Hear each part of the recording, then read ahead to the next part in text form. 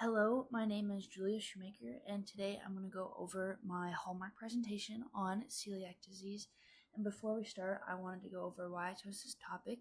I have very close family friends who do struggle with celiac disease, and I believe it's important to talk about celiac disease and kind of go over how it affects their daily lives as well. So, celiac disease primarily affects the digestive system, specifically the small intestines. It damages the lining of the small intestines by flattening the vial, the tiny structures responsible for the nutrient absorption. And it doesn't stop there because the nutrient absorption is impaired as well. And it's usually triggered by gluten, which is a protein found in barley, wheat, and rye. So here's just an example of what celiac disease looks like and then what a healthy intestines looks like. Here's an overview of what we're going to go over today.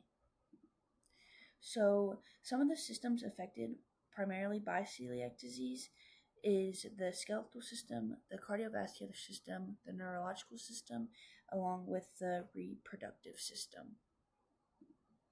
So the exact cause of celiac disease is not fully understood, but we know it's a result and a mix of genetic and environmental factors. So people with these certain genes are more likely to develop it, and when exposed to gluten, their immune system mistakenly attacks their intestines, which kind of triggers what goes on. So next, we're going to go over that celiac disease is the immune system's reaction abnormality to the gladion component of gluten. It activates the T cells in the genetically predisposed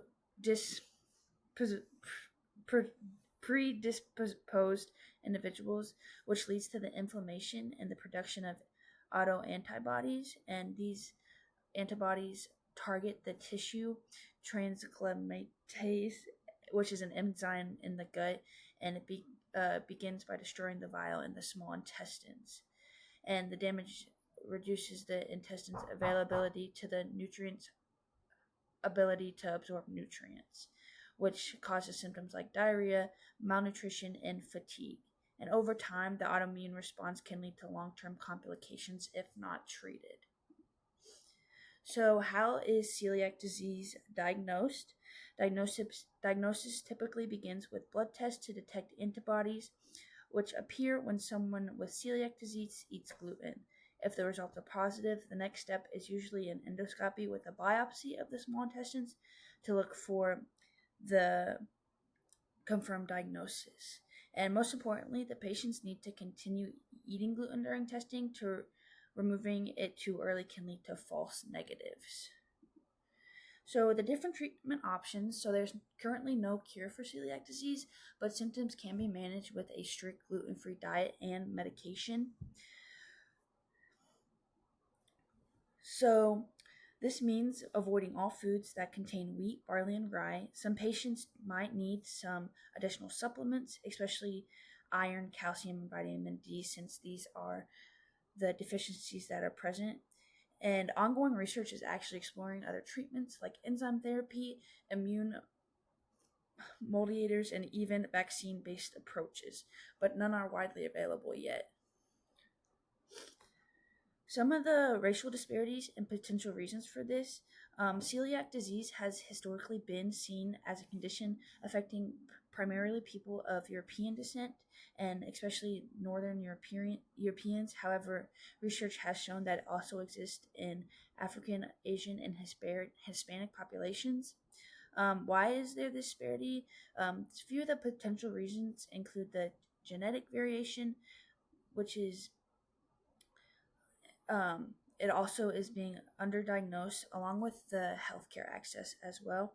And as awareness grows, more cases being recognized in diverse populations, but there's still work to be done.